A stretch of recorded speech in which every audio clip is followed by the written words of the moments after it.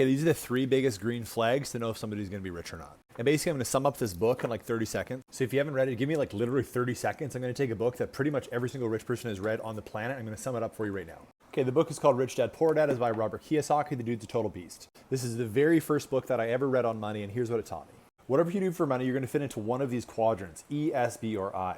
E stands for employee, you work for someone. S stands for self-employed, you work for yourself. B stands for business, you have a business. And I is investor, as in, well, you're an investor. What quadrant are you in? Put it in the comments. E, S, B, or I. Put it in the comments. What quadrant are you in? And basically, the rich always use businesses and invest, while the poor middle class just bounce around from these columns and they think, wow, I'm working for myself. I'm the man. When in reality, they're paying the highest taxes and not taking advantage of a whole bunch of loopholes that only these people get to take advantage of. And the next thing is the difference in cash flow statement for someone who pays themselves first versus somebody who pays everybody else first. So the person who pays everybody else first has a job, they make some income, then they spend it on expenses like taxes, rent, and food. Don't worry about my nail polish. Leaving them nothing left to invest in assets.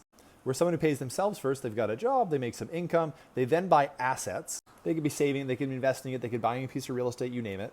Then with the cash flow they make from those assets, that's how they pay their expenses. Now the third thing I learned from this book is that even if you're in one of these quadrants right now, like you're employed or self-employed, you can start taking advantage of the things that are usually only at the disposal of business owners and investors. And what worked really well for me is that I was an employee when I read this book, and I set a goal for when I wanted to go from E to S, so from employed to self-employed, then over to B, and then over to I. And now where I sit is between both of these letters, because I've got a business and I've got investment income coming in at the same time. So in the comments right now, what quadrant do you want to be in by this time next year?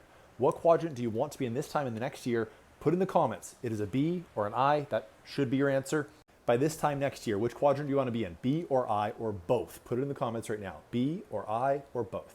So I've got that book and 4 other epic money books in a free list of books that everyone should read on money.